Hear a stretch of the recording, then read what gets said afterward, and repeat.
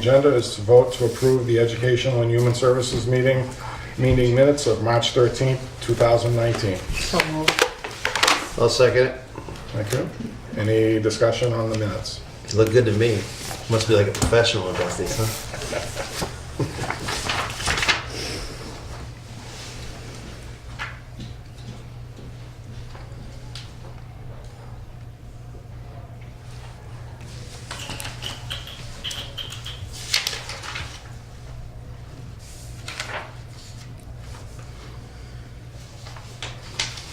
Everybody signed in? Did you get the sign-ins? Okay. Yeah. Yes. All set? Okay, there being no discussion, all those in favor? 3-0, motion carries. Okay, second item on the agenda is to discuss the appointment of Gil J. Provost as Assistant Plumbing and Gas Inspector effective immediately for an indefinite term, and vote to recommend to council for confirmation. So moved. Second. Very good, any discussion? Is that you? Yes. All right, good. Nice to meet you. Nice to meet you too. Hi. So is quick Good question, plumber. John. Is this a full-time position? I'm sorry, I didn't. No, it's part-time. Part-time.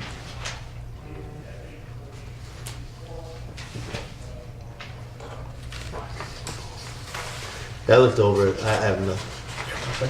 No question. I had a chance to talk with Mr. Provost, and he's a very sincere gentleman, very knowledgeable gentleman, and I'm very pleased that he's offered his services to the town. Very pleased. I'm only on the call fire department too. Been there 16 years. You guys are for Southbridge, right? I started in the hall and now I'm in Southbridge. I've been here the last 9-10 years. You guys have grown quite a bit here in the last few days. Yeah, it has. Good. It's been empty for a long time. That's great. Any further discussion? Okay, all those in favor? Passes 3-0. All right. Thank you very much. Thank you. Have a great Thanks. night. Okay. Next item on the agenda is to review fiscal year 2020 Bay Path Vocational Technical High School budget and vote to recommend to council as submitted. So moved. Second. Okay. Go ahead. We have Mr. LaFleche and Mr. Akabuchi. Yeah, good evening, and thank you for having us here tonight. We always look forward to coming down to Southbridge, and what we have is Mr. Yakabuchi has put together a fairly brief presentation to go over the budget, and then certainly we'd be more than happy to entertain any questions you might have. So if it's okay, we'll have Dean pass out Sure. the presentation. And before I pass out the presentation, I noticed you have an old copy. Oh. We These are did old send copies. out a revised budget, so unless it says revised February 25th, 2019 on it, then you're looking at the old copy. So I did bring some new ones in. And you'll want a copy of the new one, particularly because we were able to see a pretty substantial savings in transportation of $200,000, which we lowered our budget by that amount, which in turn lowered your transportation assessment. Okay. So you'll want to, and we'll talk a little bit more about that in a minute. Does everybody have a copy of the revised one? I will say that I had one in my packet, the revised one, so if anybody needs one, I've got mine right here. I've got plenty. Okay, great, thank you. Thank you. Yes, sir. Give me a computer. Thank you. Jackie, I don't think you have this. Oh, is that the one for us, this one? That's the presentation. You have the revised budget. We didn't. This was just done. Yep. All right. So with having said that, we'll get started. I'll just take a quick minute to go through this budget packet. This is the same information that we pass out to each of our towns every year, but just to go over it, the cover sheet is a summary of how our budget comes together. On page 2, you'll see a breakdown by community of the assessments. So for instance, if you look at Southbridge's, we'll go right across these columns. You see Southbridge's minimum contribution of $798,875. We are requesting some funds above minimum, and again, we'll talk about that in a minute, but Southbridge's share of that is $10,936. Again, moving to the right, we have a transportation assessment of $61,267. And continuing over, you see debt service for Southbridge. Share of our addition renovation project is $221,215. We have a capital improvement assessment that we pay to the town of Charlton, and Southbridge's share of that is $4,336. Your total assessment is $1,096,629. Pages 3 through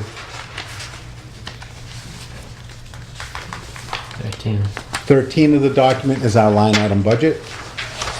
Page 14 is just some demographics that feed into the budget. Things such as our foundation enrollment, how many seats are being allocated to Southbridge, changes in your minimum contribution. We'll be going over some of this in greater detail in a moment.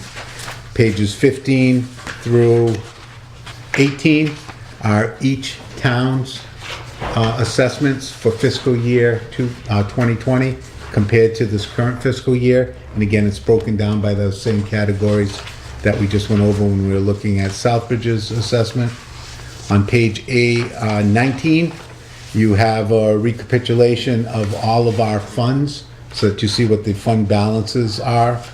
And then finally, on page 20, you have a breakdown of the grants that we're administering this current fiscal year. So that's what you have in your budget packet. So then moving to the document that says FY 2020 Bay Path Budget, March 21st, Town of Southbridge, on page 2. As you know, as you're working through making your budget, our budget is built on the governor's numbers. Chapter 70 and Chapter 71 revenue estimates are based on Governor Baker's proposed budget. If there are any changes as the budget works through the state legislature, we may be required to make changes to our budget. Our proposed Chapter 70 funding for fiscal year 2020 is $11,003,914, which is a $476,588 increase over the current year. Proposed Chapter 71 funding, which is transportation, next year is $1,100,675, and that's actually a $33,799 decrease over the amount that we have received this year. We think that if there is any movement on the state side, it'll be to increase transportation funding. If it's a sizable increase, we'll have a discussion with our school committee about returning those funds. If it's a small, just minor adjustment, we'll just probably leave it alone. But again, if there is any movement, we think it'll be there, and we're hoping to see an increase in funding. Ask a question? Sure. I'm sorry, while you're going on. Chapter 70 funding has been increased for everybody. This is a good year, so to speak. What did you get last year in your Chapter 70? You got 476 this year. I imagine it was a lot less, right? It wasn't a lot less. I want to say we're in the 380 range. So the technical schools didn't get big increases like some of the other, like the Southbridge, for instance, is looking at $1.2 million in terms of increase. So your increases weren't like Chapter 70 in some of the poor school districts around the state then. Yeah, I can't really comment on that, Ron, without About looking at some other 60%, ones. Ron, of the school districts are getting $20 a kid. They're getting the baseline increase. Oh, really? So it's only the poorer towns that are really doing much better Yeah. than Chapter 70 then? Yeah, I mean, if I may comment, it's because of the disparities within some school districts within the current funding formula. So the governor's budget is trying to address some of those disparities, especially in Southbridge, which has been shortchanged for a long time. They haven't been getting the funding they've been needing.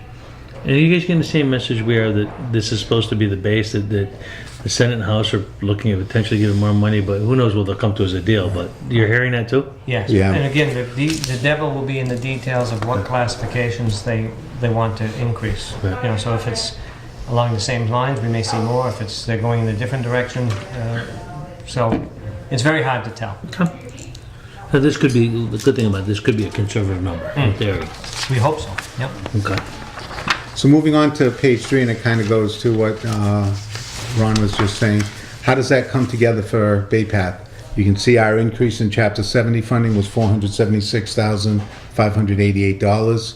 Our minimum contributions, and that's the amount each of our 10 towns collectively are required to give Bay Path, went up $359,520. So our required net school spending actually increased $836,108. Page 4, fiscal year 2020 total budget for assessments is $22,785,016. That's a 2.84% increase. Now, if you looked at the budget that we originally had given you, you'll see that that increase was actually estimated to be, I think, 3.75%. But when we lowered the transportation cost, and as I said, we're extremely pleased. We went out to bid in the interim between the first budget and this draft that came out, or this is no longer a draft, the school committee's adopted it. We're receiving a 0% increase in our transportation costs from this year to next year, and then each of the following years a 1% increase. So we couldn't be happier with That's the contractual. results of You the get a bid. contract on that, basically. That is correct. 3-year contract? Yeah, 0, 1, and 1. Who you got it with? first student. And we did a couple of things that we think really impacted the bids. First of all, historically, we've only received one transportation bid. When we put this bid out, we included a mandatory pre-conference bid. 4 firms showed up, and we did that because, number one, we wanted to address any questions they had, but we wanted people to see the players. We wanted, quite frankly, we wanted first student to see that they're gonna have some competition. So we had 4 companies in total in a room. We answered their questions. We passed out names, but they all knew who the players were. We also did some things inside our specifications which made it a little easier for companies to bid. We lowered down the requirements on buses' age and the amount of mileage that they have so that the companies didn't have to go out and buy new buses just to service us. We also eased up on some requirements such as having a gas pump at your location. We allowed what's called the floating pump, which quite frankly is to bring in like a Bobcat or a little tanker. So we did some things to make it easier for companies to bid as well. And, we see the results of it. First of all, nothing beats competition. A 0% increase is incredible. And it wasn't one company lowballing it, because when we analyzed the bids over a 3-year period, the total amount separating the companies was about $75,000 in the aggregate. And although $75,000 sounds like a lot, when you look at the value of the 3 years of transportation contract in excess of $4 million, $75,000 isn't a big difference. So we're very happy with that. So moving on, I'm sorry I got a little long-winded. Budget includes debt service assessments of $1,568,903. And we are requesting $69,000 above the minimum contributions, and that's actually a decrease. This year, we asked for and received $200,000 from our towns. We've lowered that to $69,000. So the member assessments total $10,545,194.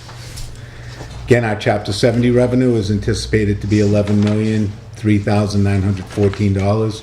We do receive a school choice assessment, which comes right off of our Chapter 70 revenue, just as it does with yours. And our assessment next year is going to be $181,165. Our busing aid is $1,100,065. And just to stop for a minute on that school choice assessment, you may be saying to yourself, why do we pay a school choice assessment? If a student from any one of our 10 towns ends up going to, and most of the time, 97% of the time, it's Tantascwa. If they go to Tantascwa and end up in the vocational portion of Tantascwa, then even if a kid from Southbridge goes school choice to Tantascwa, but they end up in the vocational side of that house, we pay the assessment, not you folks. Okay? So that's how a lot of this comes out. And there are maybe 4 towns where you have the propensity of students that are doing that. Spencer, Southbridge, North Brookfield, and sometimes We had some from Paxton Paxton. going to, I forget the name of it. Montytown. So the only explanation for that is that you're getting in your Chapter 70 money for that student. right. So because you're getting the money as a technical student, you're getting the Chapter 70 money, then you're farming out the choice money. Right, Correct. wherever the kids are going. Well, that's interesting. I don't know why they do it that way, but okay. Yeah. It's I know. To why be would quite it- honest yeah, with you, I Ron, understand it, the but first okay. year this happened, which was, it was before Dean was there and I was in that job, I said, what the heck? Get on the state website. Oh, They okay. come from Southbridge. The Southbridge district should get the money, and then they pay the Yeah. assessment. Not Well, I don't the town, know. and then they pay. I There's a don't lot of understand things why they should do do it. and shouldn't do over there, but this is what they do. So we're just explaining why we have a school choice I assessment. understand. It's confusing, but okay. We are, okay, moving on, we're recommending that the school committee use $266,398 from our excess and deficiency account to reduce assessments. Our E&D account is the same as the town's free cash account, and it's restricted to the same uses and appropriations. We're also recommending that we continue funding our OPEB liability through a transfer of $50,000 from E&D to be transferred into the OPEB trust. Sorry, quick question for you. On the $266,000, kind of like the free cash, so that would never go back to the towns, that would stay with you guys? Well, no, it's actually being used to reduce your assessments. Okay, Yes, but the answer to that fully, the law allows us to keep up to 5% of our budget in E&D. okay. And the reason for that is quite simple, because if we have an emergency during the year, the process to get 7 out of 10 towns to approve an additional. So one thing that just came up, we just found out, that we have 7 white vans that the students get transferred to their job sites. And 5 of them were just condemned because the frames have rotted out on them. Now, they're only 12 years old, but be that as it may. Now, we were fortunate prior to 12 years ago, Spencer, North Brookfield, and Paxton were not members of the districts 12 years ago. We did have a lot of students coming in on tuition basis. So we had some tuition money left from those days, and we've used that. But if we didn't, we would have to use the E&D. So the E&D money, can you carry that from year to year? It sounds like an article that you just keep staying in place. You just, if you have whatever you have, you can carry next year and then add more to it. As long as you stay at 5%. This is Ron, it's the same thing as free cash. It has to be certified. So you have to, right, but you balance. can't use it, but it stays there, right? I mean, We can you use know it. Right, but at some point in time it stops where you can't use it for a period of time, right? Until it gets recertified. Right. But In it's the still fall- there, it's just Yeah. you can't use it. Right, same thing. So if we had Just like the free cash. So it one. rolls. exactly the So it same rolls thing. from year to If year, our right. budget was, if for some reason we overexpended the budget, it's going to go down. If we don't get enough revenue, it goes down. But if you Vice leave it versa. there, it's going to be there for the next Right. year. is But what every we're trying to year do. for the last 5 or 6 years, we've been putting a significant amount into the budget to offset assessments. So you're And- reducing and- the free cash. You're reducing your E&D budget Yeah. is what you're doing. Right, and we're also appropriating from that and asking the towns for additional funds because for years we haven't met net school And spending. there's a slide in there. And we're actually finally getting to a point where we are gonna meet net school spending at the end of this year, or we believe we're gonna meet it at the end of this year. Since our assessments to the town have always, or to the towns, have always been at minimum, except for the last couple of years when we've been asking for a few dollars more. If you don't spend your entire budget, and you know it's impossible to spend 100% of your budget, if we don't spend 100% of our budget, we didn't meet net school spending. The state doesn't wipe the slate clean at the end of the year. If you missed net school spending 5 years ago by $100,000, that's still out there till you spend that $100,000. Above minimum. And if you look, and that we're jumping a little bit, but if you look at page 16, you can see exactly what I'm talking about and how they aggregate the amount that you have been over, you have been under net school spending. And you can see at one point, we were at $771,000 under our net school spending requirement.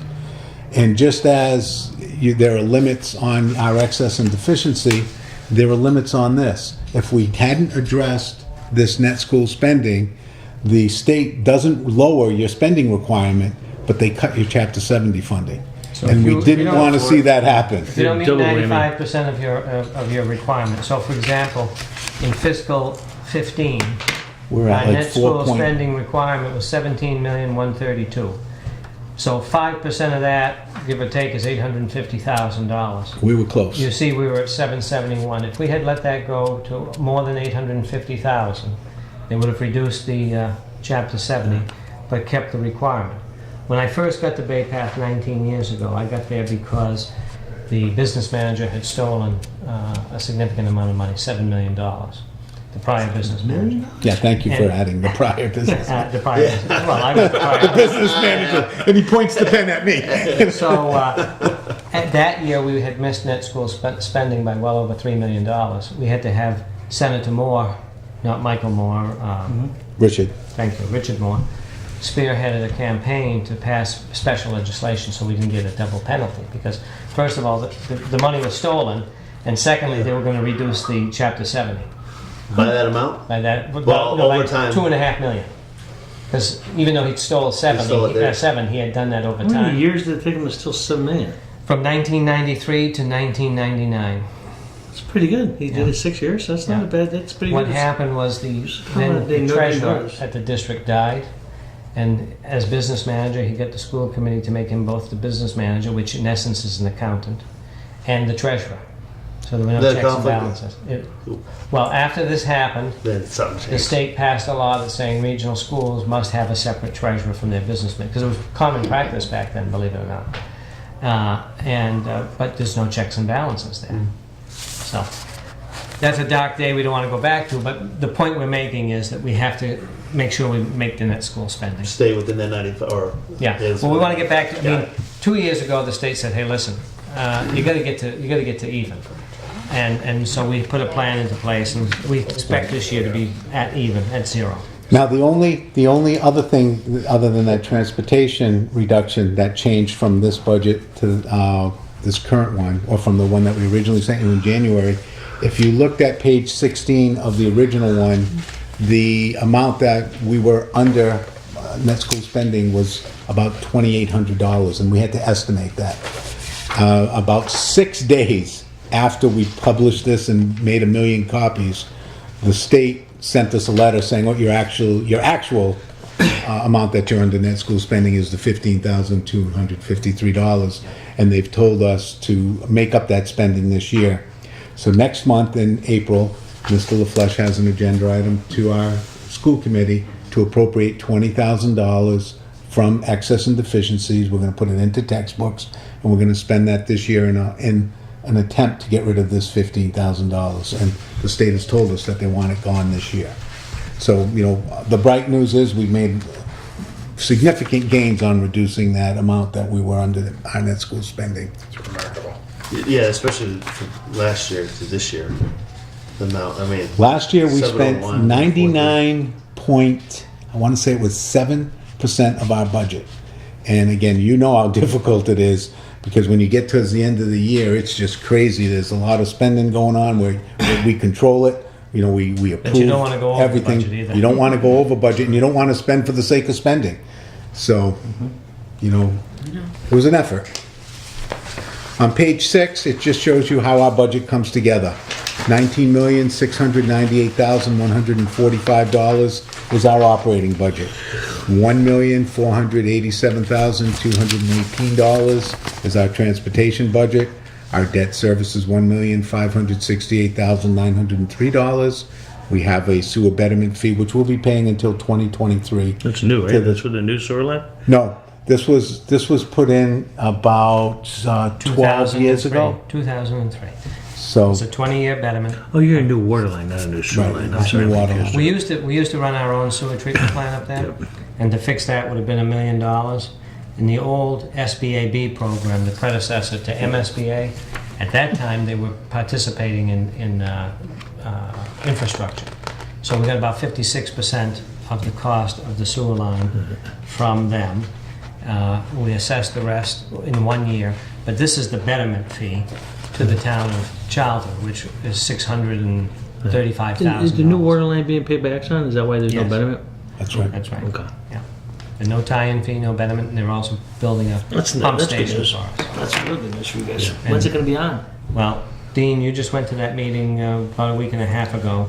Yeah. Construction started. You guys know what I'm talking about? Construction's starting now. I mean, Yeah. they're The sign went up on Old Worcester Road. They're getting today. all their permitting together, and, you know, as a matter of fact, if you drive down Mugget Hill Road, you'll see there's green marks and orange marks in the road. They're starting to map it all out. When But we They right want to now, get right we on this have construction season. We have a well. All of our water comes from a well, and we have arsenic and MTBE in the water. We filter it out. We've always filtered out the arsenic, but the MTBE has been, the filtering has been paid for by Exxon. We have a big filter system in there. We have a 100,000-gallon tank in the parking lot that used to be for both potable water and the fire hydrants that we had.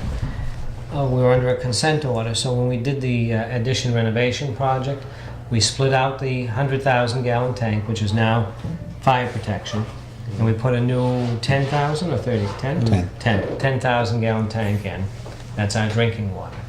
When Exxon builds this line, we will abandon the new tank, and we put all of the pipes. If you came to Bay Path, if you've ever been up there, in the back of the building is where our football field is. Well, before we repaved the parking lot, we put all of the pipes that are necessary in the parking lot. So when Exxon, they'll come up our safety road in the back, and all they have to do is tie into the pipes that are already there, so I don't have to dig up my my parking lot. And it'll be a gravity-fed system. One of the things during the reconstruction was Bay Path was not sprinkled. The building was not sprinkled for fire protection. We put in all fire sprinklers and everything else, so it's all up to code, and that will be fed off that 100,000 gallon tank if there were ever a fire. Whose water is it? It's not ours, is it? It's not. It's coming from Southbridge, is it? Yes, it is. Yeah. It's gonna be Southbridge water. Yeah, at the coming end? down Worcester Street. Good. Yeah. So we're looking forward to it because, for example, if we had a problem with the well and we lost our water, you have to disinfect it for 3 days. One year I lost all the water got leaked into the building, 100,000 gallons, and then on top of that, even though I trucked in water, I had to wait 3 days for the bacterial tests since we're our own public water supply. Whereas once we're on your system, you guys are responsible to make sure the quality of the water is good. I'm paying for it though. Right, well, we'll be able to abandon paying somebody to be our water operator, which will be nice. We're So also we're very very happy restricted to be getting as to that. what we can put down on our fields in terms for maintenance and, things of that, because we're in a water zone, so that'll go away as well. No, not to keep going on this, I know, because we got to finish up the presentation here, but with that said, Charlton's looking at doing their own water system out there, right? Their own. That's a whole different Another thing. discussion. Would that have effect with you? No, I don't think so, No, because- because the infrastructure won't allow that. It's coming up from Southbridge. Now, I don't know what your financial situation is, billing and all it's that. a We're going to pay very- whoever sends us a bill. It's but- a very long story. I don't believe they'll ever get there to a Okay. Charlton exclusive water system, but that's something they're looking at, right? Yeah, Okay. but we're excited to be on Southbridge water soon. It's good water, so it's good. Yeah. So moving on to page 8, we've got money in our budget to add a full-time equivalent for our ISSN program, which is a new program we started this year.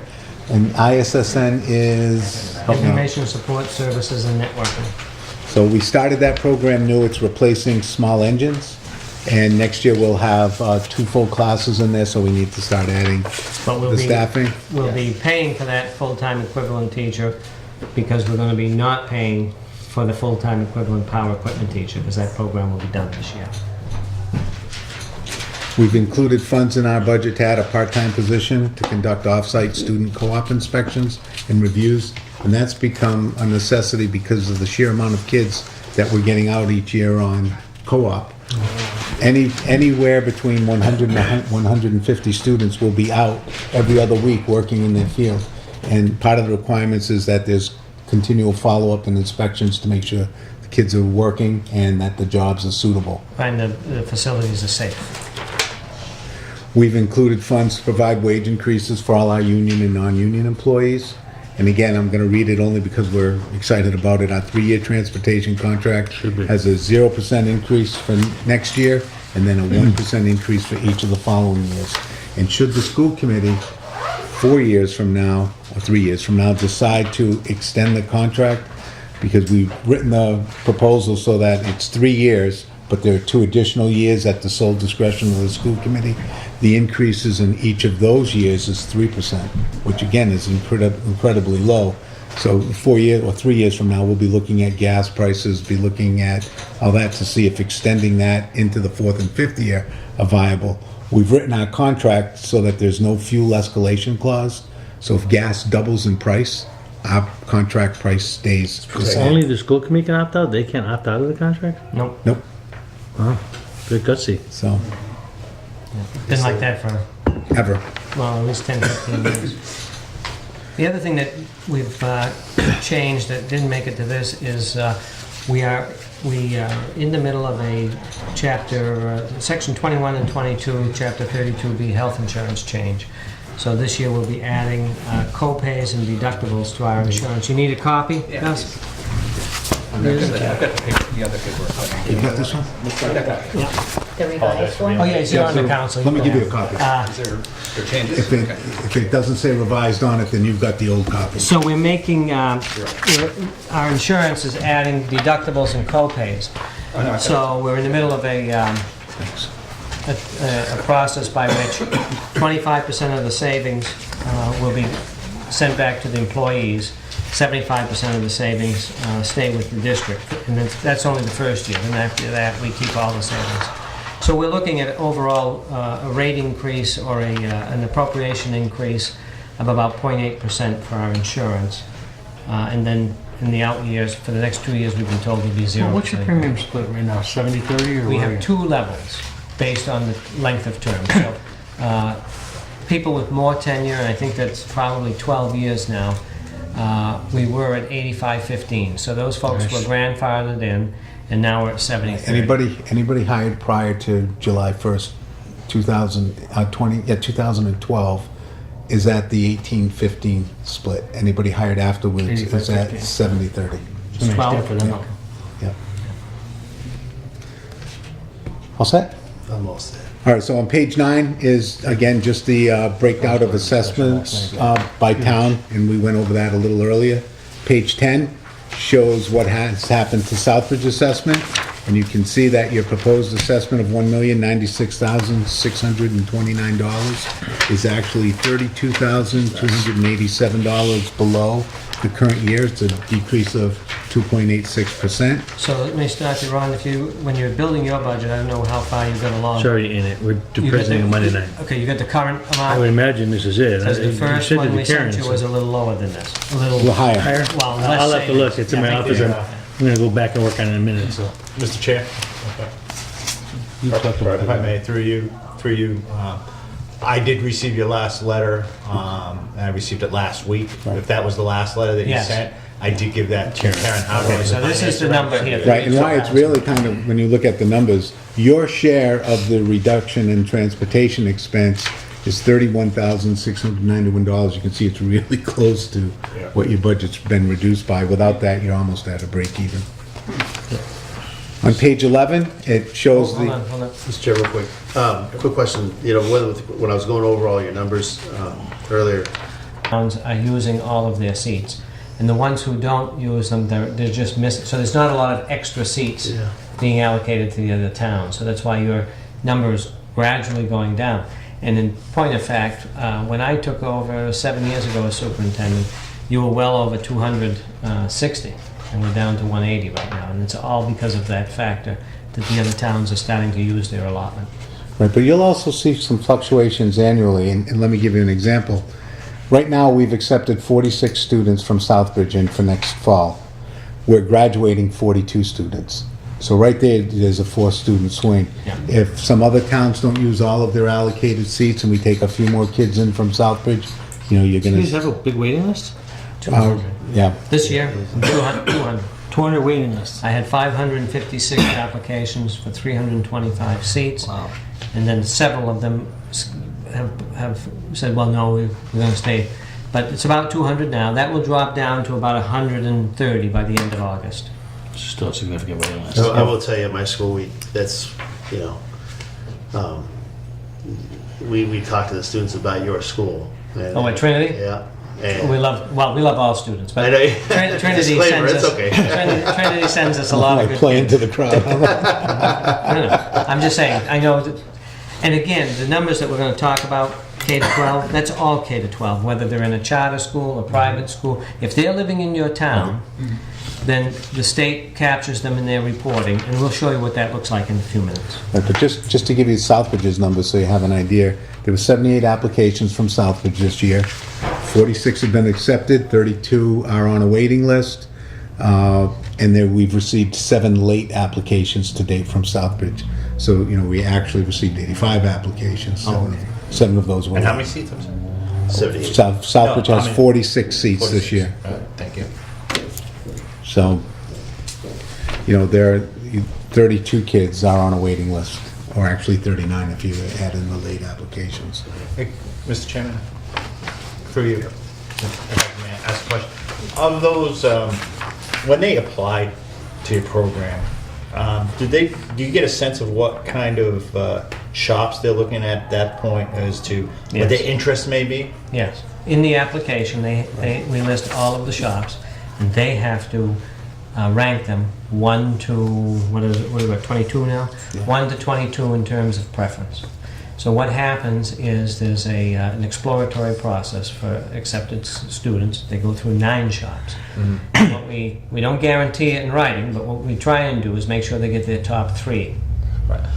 So, is there a way to capture, and I'm just thinking long-term, because, you know, obviously vocational education is a topic throughout the country.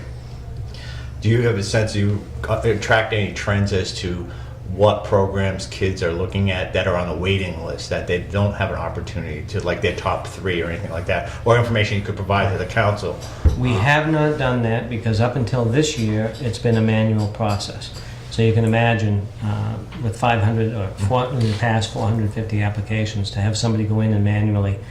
What we did this year, and we're just getting acclimated to the capabilities of the system, we've gone to an online application system. So I would think, although I don't know for sure, Jack, I'd have to ask the guidance department, I think that we might be able to get some reports broken out by that factor, and I will ask that question. I won't have any data for you quickly because the same people that are trying to admit these, I mean, we interview every student before, Right. to score their application. So that means we've done 500 interviews. And they have accepted the first round of kids, the 325 or so. So now the next step is for 2 Saturdays, those accepted kids will come in and take tests to give us an idea as to their aptitude in math and English. And I want to be clear, there are no tests prior to acceptance, okay? So it's not like we test kids and we say, oh, we're not taking. The other thing is that because of the town quotas, so for example, any student, I guess this year except for 1, that applies from Auburn, because we don't get as many applications from Auburn, they will all get in. Okay, so we don't discriminate on any kind of a basis.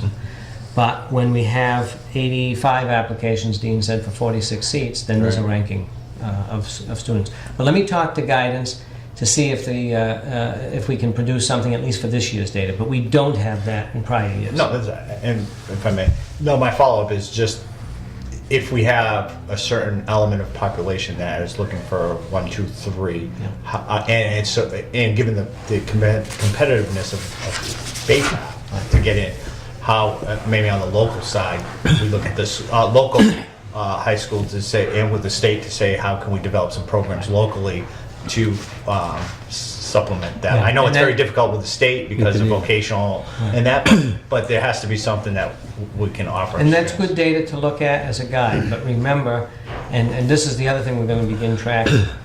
A lot of kids come in, they think, oh, I want culinary, and then they end up in metal fab. Because until they see the actual program and get their hands into it, and that's one thing we are going to be tracking is, okay, of the kids that got in there, what were their first choices on the application versus what did they want when they... The other issue is that about 85% of the students, the freshmen each year, get their first choice. The other 15, we bet 5%, or 1/3 of the 15% will get their second choice. But then we have 10% that are getting shops that they didn't necessarily think were number 1 or 2. And sometimes that leads to them leaving the school because they didn't get what they wanted. Or, I mean, a lot of them don't leave, but they're just not in that shop. I mean, it's kind of difficult. Council Steve's. To follow up on what Jack was just asking, are you getting any feedback from either the parents or the kids as far as what kinds of new programs that they might want? I know you guys just brought in a couple of new. Well, we brought in one new one, the ISSN. We had looked at last year, one of the most popular requested, if you will, or talked about is criminal justice. The state encouraged us not to go in that direction, so we didn't. But that you would see. The problem is that we have a mandate that we get these kids ready for a job. So criminal justice is a little difficult because, first of all, you're not going to get a job until you're 18. So if you're a 17-year-old and you're graduating from BAPAC, you're not going to get a job in law enforcement at 18. So we're very sensitive to, are there jobs out there? But to answer your question, criminal justice is a very big one. The second one that we considered, we did a sort of a tour of other vocational schools to see how the programs were running one of the reasons we've discontinued power equipment, there's not enough jobs. That was the driving force behind that decision. So the second most popular, in my opinion, would have been medical assisting. We chose not to go with medical assisting for the simple, you're right, we did have 2 programs. Dental assisting is also fairly new. So we have dental assisting, we have health assisting. And we were concerned that if you bring in medical assisting, you're then going to weaken the pool for the other 2 that are already there. That makes sense. Okay?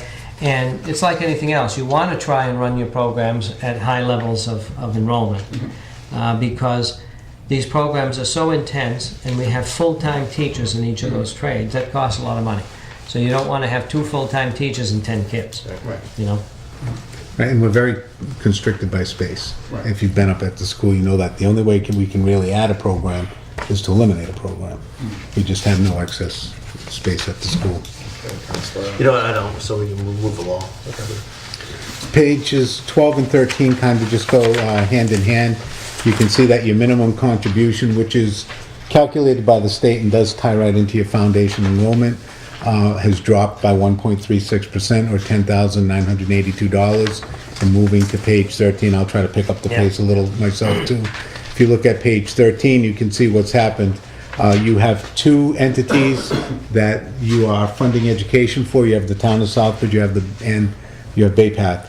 You can see your enrollment in Southbridge is actually, your foundation enrollment has increased 10 students, which is never a bad thing. And the foundation enrollment at Bay Path has dropped by 7. Page 14, again, just kind of shows you how this hits into your required contribution. The state has determined Southbridge's required contribution next year towards education is $7,837,467. Of that, 9.25% of that needs to come to Bay Path. The other 90.75% will go to the town of Southbridge. And again, this is how we come up with these numbers. So you can see Bay Path's required contribution is $798,875. Page 15 is just a breakdown of your assessment by component and comparing it to the current fiscal year. So your minimum contribution has decreased by $10,982. Your assessment above minimum has decreased by $22,281. Your transportation assessment has increased $3,969. Debt service has decreased $3,049. Your capital improvement assessment has gone up $56.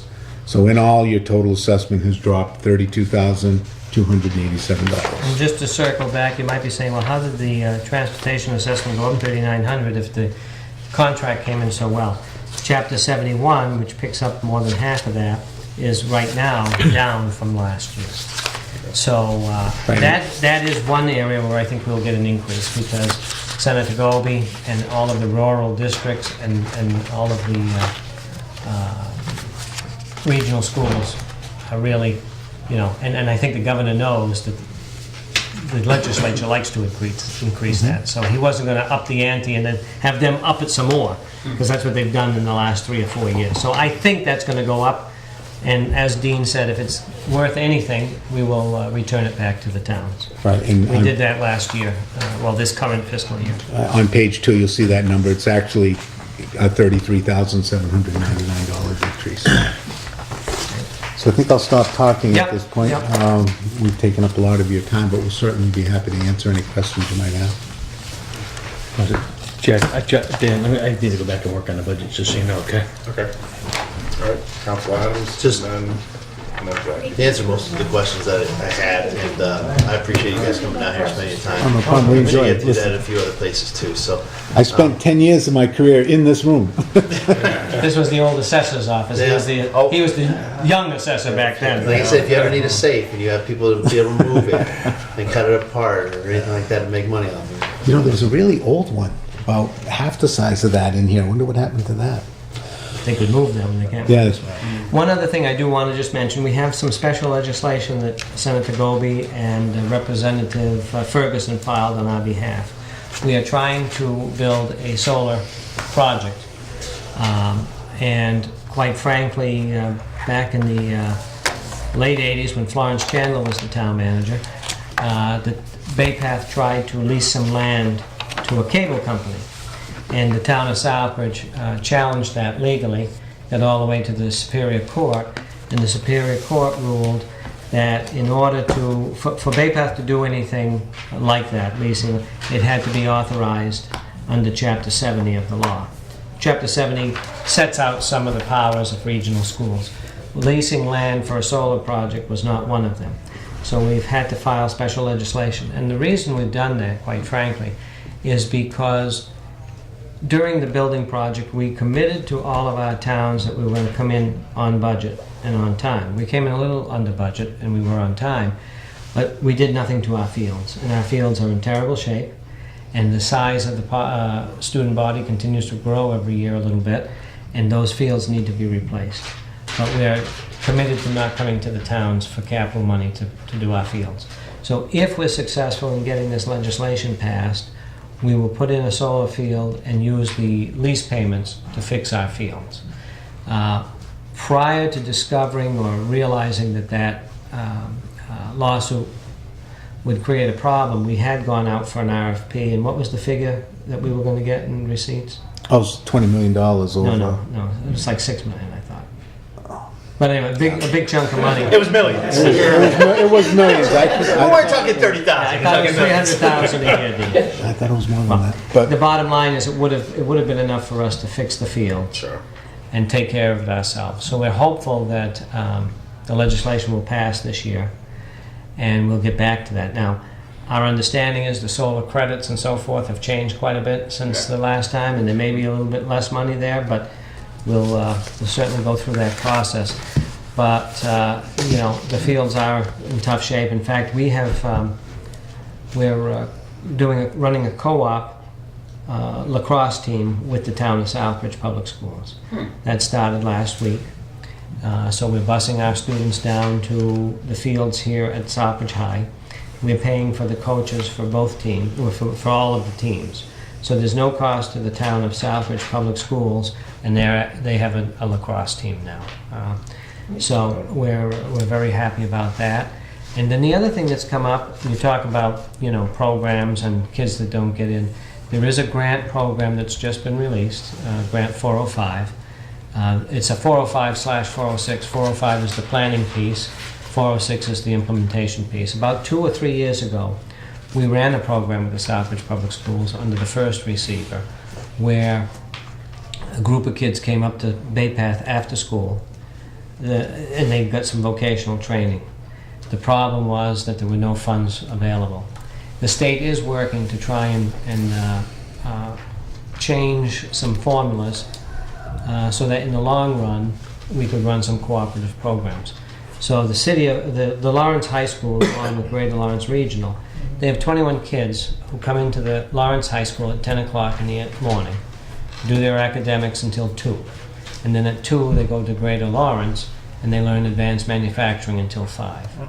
So I sent an email to the receiver this morning saying we would be very interested in working with you again. I haven't heard from him yet, but hopefully they'll be interested, and we'll put together a couple of people to write this grant. The grant is due April 30th. It would give us seed money to do some planning over the summer, and then on September 26th, whatever the plan was, you submit that to the state to see if they'll fund it. September 26th is the submission date. For the second piece. There's $800,000 total in grant funds. April what for the... April 30th for the 405 grant, and the 406 is September 26th. Now, $800,000 isn't a lot, because I suspect there'll be a lot of applications out there, but right now I sit on the executive board of the Mass Association of Vocational Administrators, and we meet with the commissioner every 3 months. And he's well aware, obviously, of Southbridge. And Lawrence. Yes, and Lawrence. And he's well aware of us. So I sense that if we could come to some program that was reasonable, that they'd look favorably. So we're more than happy to do that. Very good. Okay, and if it goes, what they're thinking at the state level is to come up with an increment that could keep it going. But they want a substantial program, not just a couple of hours. So, for example, Lawrence, they start with juniors, and those students have a 2-year program. Sounds fabulous. Jackie? I just wanted to have my notes from the big budget meeting we had. Yep. So I just wanted to go over a couple things. You highlighted most everything, but I would love for you to talk in depth with council about Chapter 74 and your concerns around it. Well, I mean, there's a lot of concerns. Chapter 74 is the funding mechanism for vocational education. Okay. And in essence, every student, we have an increment of $4,200 for every student that comes up over the Chapter 70, in general. It's hard to pin that down because demographics play into Chapter 70, income, English language learners, that plays into the whole thing. But for discussion's sake, it's about $4,200. So the budget calls for a study, the governor's budget calls for a study to look at differential rates between different programs. On the theory, the state has a theory, that it costs more to run an advanced manufacturing program than it does a programming and web development program because of equipment. And so their thinking is, gee, we'll give the school X number of dollars for programming, which is, let's say, 50% of what they'd give us for advanced manufacturing. The baseline significant difference between vocational schools classes and, let's say, innovative pathway classes, which is another form of some type of career, is that those students spend 90 days in their vocational program every year with a dedicated set of teachers. In an innovative program, they're required to take only 2 vocationally related courses. Completely different. So, yes, if I buy a machine in advanced manufacturing, it might cost $250,000, it could go up to $400,000. That machine's going to last me 40 years. Whereas if I'm teaching a programming and web or an ISSN course with computers, the computer might cost me $1,500, but I'm going to replace that computer every 3 years. If I don't, these kids aren't learning on the newest programs. Every time you get a new release of a program, especially, for example, drafting, we teach CAD. The CAD programs continue to take more and more memory and space on these machines. If we don't keep those machines updated every 3 years, these kids aren't learning the current technology. So we're very concerned that this, may be something they're looking at doing. In addition, the other thing that does concern me personally is that the governor is putting in a proposal to increase funding of the innovative pathways at $1,100 a kid.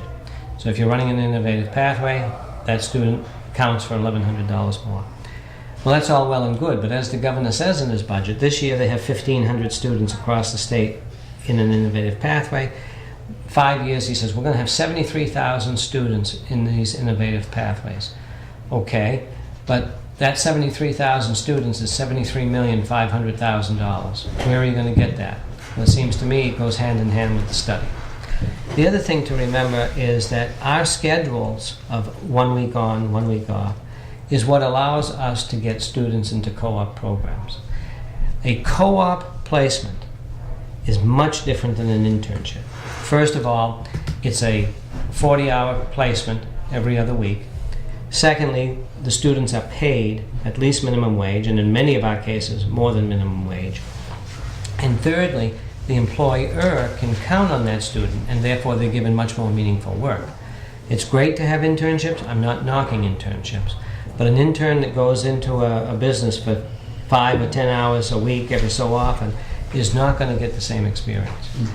The other issue is that 70% of the students in co-op education continue on with that employer once they graduate. It's a built-in job.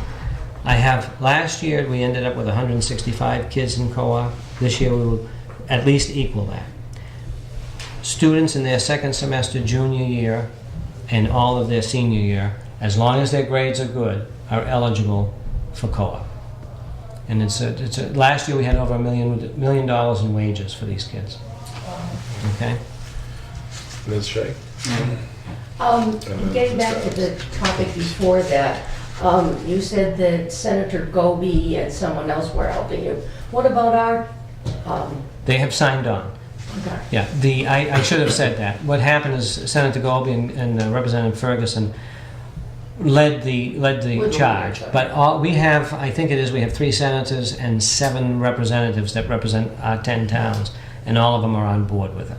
Okay. And then the town of Charlton Board of Selectmen, obviously, they have a moratorium on solar projects right now. They will be going to the town meeting in May with a new bylaw for solar. We met with their solar bylaw committee, and we have committed that we will follow all of their rules and regulations.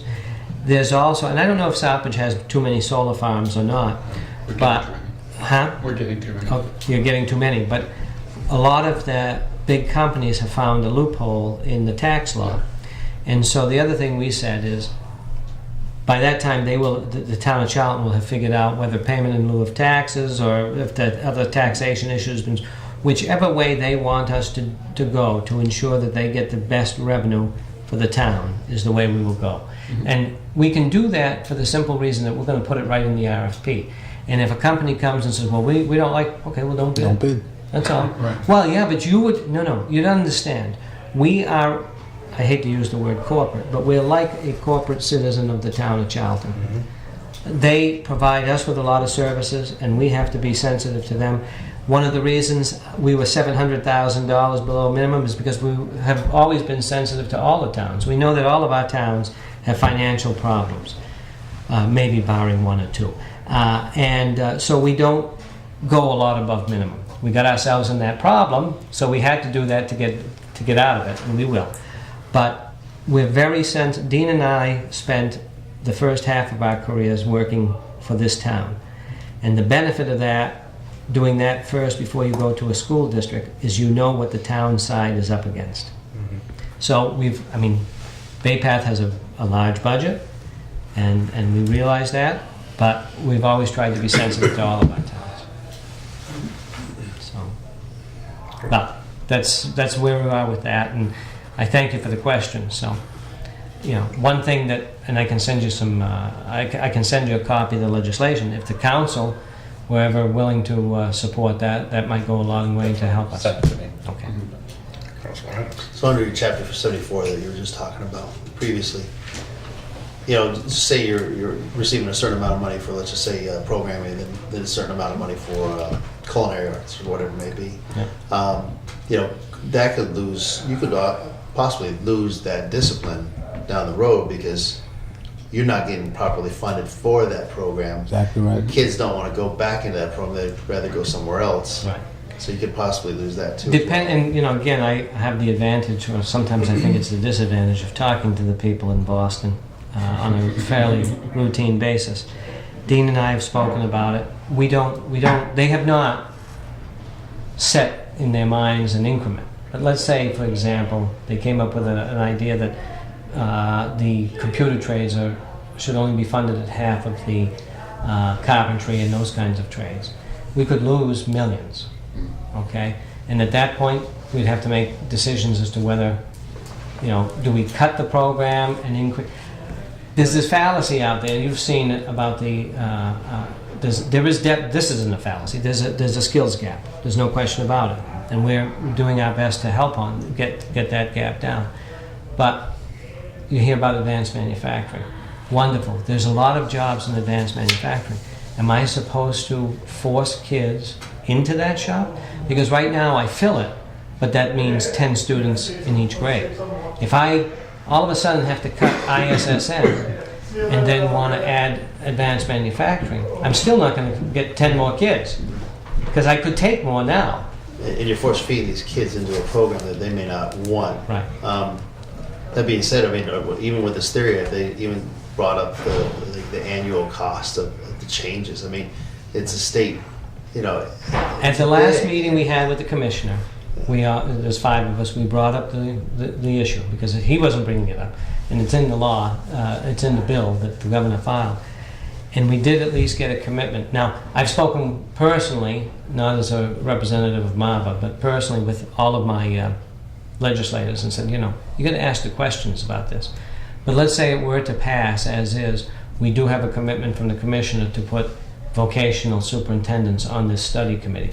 And our job at that time will be to show it's not, the equipment isn't the only factor. It's the methodology and the delivery of the program. Well, trends seem to change quite often, and I don't think the state can keep up with that. Right. And what I'm about to say is not a casting aspersions on non-vocational schools. But the scheduling in a academic high school does not allow for a student to get the kind of, let's talk computer education that we're giving. It's completely different. That kid spends from 7:30 to 2:30 for the whole week in their shop learning programming. For example, in our programming and web development program, those students have 2 AP courses. As a junior, they're taking advanced placement computer science, and as a senior, they're taking advanced placement programming. So they're learning Java, and with those skills, without going to school, they can get a job in the programming industry. If they go to college, they're so far ahead of the other students that they're excelling and taking more classes. It's an outstanding model, and we're working hard to protect it. Thank you, that's all I have. Ms. Ryan? Just one more thing, just kind of a positive thing. I wanted you guys to go over the 5-year trend you've seen in graduation rates, because I think that's... Yes, that's good. The state just released probably 2 or 3 weeks ago graduation, and for last year, what was the number? 96 point. Would you have it there? 96.2% in 4 years, 97% in 5 years. So 96.2, and as I said to the school committee, that's up from about 90% 5 years ago. So 90 wasn't too bad, but 96%, you know, and that. The other thing is the 5-year rate.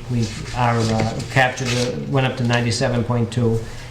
Our dropout rate last year was 0.9%, and for us that means 2 kids. Although I will say this, that we continue to outreach to them, and I was very pleased the year before last, a young person who we had a lot of difficulty with. She dropped out. She had a baby. We got her to come back, and we got her graduated. So, the statistics are good, but the human side of the story is better. You know, I am fortunate that I have a staff, both teachers, well, I shouldn't say both. We have teachers, administrators, and even the support staff. They're all focused on one thing, and that's supporting the kid. You know, last year we had an unfortunate situation. We had a suicide at the school. And this year we have spent a tremendous amount of time and effort in bringing in programs to work with our students, educate our staff as to, looking out for depression and those kinds of things. And I'm committed to continuing that in the future. So it's a good place. We've got a very diverse group of kids from 10 different towns, and for the most part they mesh well together. We're trying to even increase our diversity more. So. Councilor Steves. 2 quick questions regarding transportation. I might have asked this last year, actually. One of them is, have you guys looked at the idea of consolidating bus routes, especially if the transportation assessments are going up? Because I live over in Lebanon Hill, and often I'll see your bus and Southbridge bus literally running back to back, and they're basically empty by the time they get up in my area. So I was wondering if there's any way to consolidate where maybe you want to drop off kids, say downtown, and they catch Southbridge buses, or vice versa. Well, honestly, we haven't looked at that because each of our 10 towns have different needs. Oh, I'm sure. We're running as many buses as we need to make provisions for all of the kids. We're not running any extra. But no, we haven't looked at that. We just, it kind of be a nightmare to pull together, but it's interesting to think about. The other issue is, Gus, in the morning our buses are 75 to 80% full minimum. Depending on what time you see the bus, if it's the 2:30 bus, the first bus that leaves, I would say that drops down to between 50 and 60% because we have so many things going on after school, kids stay there. We then run a 3:30 bus, which does what you say and has designated drop-off points in the towns. How many do we have in Southbridge, for example? 3, I believe. So there are 3 designated spots for the 3:30 bus. We then run either a 5:30 or 6:30 bus, depending on the season for sports. So you're right, you're going to see that, but again, because of our location, you know, kids don't have the transportation. No, sure, I get that. And actually, kids are, for some reason, older kids still aren't getting licenses now, and of course, the cost of insuring a car is prohibitive. Sure. We do, but the other thing is, which may not sound great, but it drives the discussion. As a regional school, we get transportation reimbursement. Southbridge and municipal districts don't. Sure. And it would be difficult cross-referencing those two to the state. Oh, okay, that makes sense. Yeah. And also, have you guys ever looked at the idea of doing electric buses? No, I was actually at a conference over the past weekend where they were talking about like state grant programs and things like that to encourage organizations to do electric buses. yeah. One time, Gus, they had a state grant to modify the buses so they would be, you know, cleaner on regular. No, this is with regular gas, but you put some kind of a device on there. And quite honestly, within a year, we had to take them off because it was. So there's not enough infrastructure for electric at this point. Unfortunately, that's true. And even like LNG, there's just not enough stations out there. As that goes and grows, the technology, we would always be open to it, but I'm sending buses sometimes an hour away just to get kids to their home. Sure. And Dean, you know, about 85% of our transportation is contracted. If he tried to get electric buses or LNG buses, first of all, they'd tell us we can't do it. We don't have the juice anyway. But the cost would be prohibitive at this point. So you're always balancing public cost with public benefit. Right. I was just curious. I just didn't know if that was available. Yeah, no, it isn't yet. It isn't yet. Anything further? Okay, we have a motion. Let me repeat the motion just so we're clear that we're voting to recommend to council to approve the fiscal year 2020 Bay Path Vocational Technical High School budget as submitted. So moved. Second. Okay. Any further discussion? There being none, all those in favor? Anyone opposed? Nope. Unanimous, 3-0. Thank you very much. Thank you very much. Thank you. And Councilor Daniel, I know that in one of your emails you suggested there might be some folks that would like to see the school. Yes. Anytime. Now, I know next Wednesday we're giving it, the Charlton department heads are meeting at the school, and we're going to give them a tour after their meeting. And on Mondays, we run, if folks are interested, like for example, we'll have the Paxton Senior Center here one Monday, the LPN program, they're going to take another Monday. So what they do is they come up, we give them a tour. These are a little larger groups maybe than you're talking about, but they get a tour, if it's a women's group, they get their nails done, and then they have lunch in our restaurant for $10. That's all right. The entertainment that Dean and I provide along the tour is worth the $10 alone. Song and Okay? dance, huh? That is true. So if you have a group, we more than Love to. like to have you come up and see the Talk to you place. after.